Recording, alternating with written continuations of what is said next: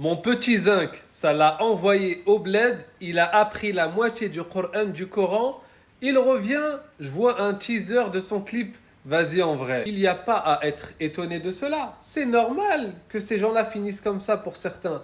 Je vais vous expliquer le contexte. La plupart des enfants qui sont envoyés au bled pour apprendre le Coran, c'est des enfants dont les parents en ont marre de leur comportement, de leur fréquentation, ils n'arrivent plus et tout, ils sont dépassés, ils se disent quoi? Je vais l'envoyer au bled, dans une école coranique, il va apprendre le Coran, etc., il va revenir bien. Sauf que ça ne marche pas comme ça.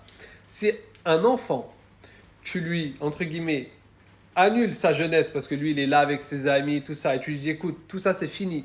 Tu vas aller au bled, et tu vas faire toute ta vie du Coran, enfin, du moins une partie de ta vie là, à fond, parce que les envoient dans quoi? Dans des zaouïas. Les zaouïas, c'est quoi? C'est des endroits où les gens sont, entre guillemets, dans un internat, où ils dorment là-bas, ils mangent là-bas, ils apprennent le Coran. Si lui, c'est pas une démarche de base personnelle, c'est pas une démarche personnelle, là, tu le contrains à passer sa journée à apprendre le Coran, à se lever tôt, à faire ceci, à être avec des gens qu'il ne connaît pas et tout.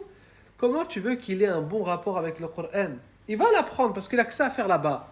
Mais est-ce que tu penses qu'il va développer une spiritualité? Pour certains, ça peut marcher, pour certains peut-être, mais la grande majorité, moi je suis parti dans une zawiya, je suis parti, mais c'était de ma propre volonté, je suis parti, j'ai dit à mes parents, mon père à l'époque, rahimahullah, je vais aller en Algérie, je vais aller dans une zawiya, apprendre le Coran, etc.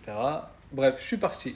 Les gens qui étaient là-bas, au bled, c'est la même chose. C'est qui les gens qui vont là-bas? Pour une grande partie, je dis bien une grande partie, parce qu'il y a une minorité toujours qui sont venus d'eux-mêmes, mais une grande partie, c'est des gens, des enfants, dont les parents en ont marre parce qu'ils font n'importe quoi, à l'école, ils font que des bêtises, ils les envoient là-bas. Et bien, ces gens-là, c'est des gens, moi je me rappellerai toujours, pendant que, à un moment, bon, non, ça sert à rien de raconter ça, ça va vous choquer. Mais bref, en tout cas, il y a des choses que vous voyez là-bas, c'est laisse tomber. Mais pourquoi? Parce que c'est des enfants qui de base n'ont pas souhaité être là. On les a condamnés. Et en plus, dites-vous, imagine-toi, toi, tu es un jeune qui est connu pour faire plein de bêtises. Tu vas dans une école coranique. Et là, tu es avec des gens. Et les gens, ils commencent à vous respecter. Wow, les gens, mais toi, de base, tu sais que tu n'as rien à voir avec ça. Bah, tu commences à prendre goût. Tu commences à croire que tu es quelqu'un, peut-être même. Tu vois? Et des fois, tu entends des discussions. Ouais, tu sais que tel État, quand tu vas dans son pays pour faire le tarawih pendant le ramadan, ils te payent telle somme et tout. Ils ont un rapport avec le Coran qui est complètement différent du rapport qu'une personne devrait avoir. Donc quand tu contrains quelqu'un comme ça et qui revient en France, tu le libères de sa prison. C'est normal qu'il va dans un autre excès, tu vois. Bon, enfin bref, tout ça pour vous dire que c'est pas forcément la bonne solution d'envoyer. C'est pas comme ça qu'on fait. Et oui aussi, je voulais pas en parler, mais il faut que j'en parle parce que ça peut sauver des vies.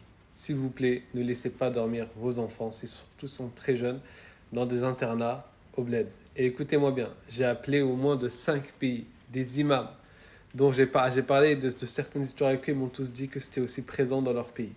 Donc si vous voulez le bien pour votre enfant, que sa vie ne soit pas détruite, ne les laissez pas dormir là-bas, parce que comme je vous ai dit, il y a des gens qui ont atteint un certain rôle là-bas, et qui de base ne sont pas des gens qui sont venus pour ça. C'est-à-dire que c'est des gens qui n'ont pas cette crainte de Dieu, ces choses-là, etc.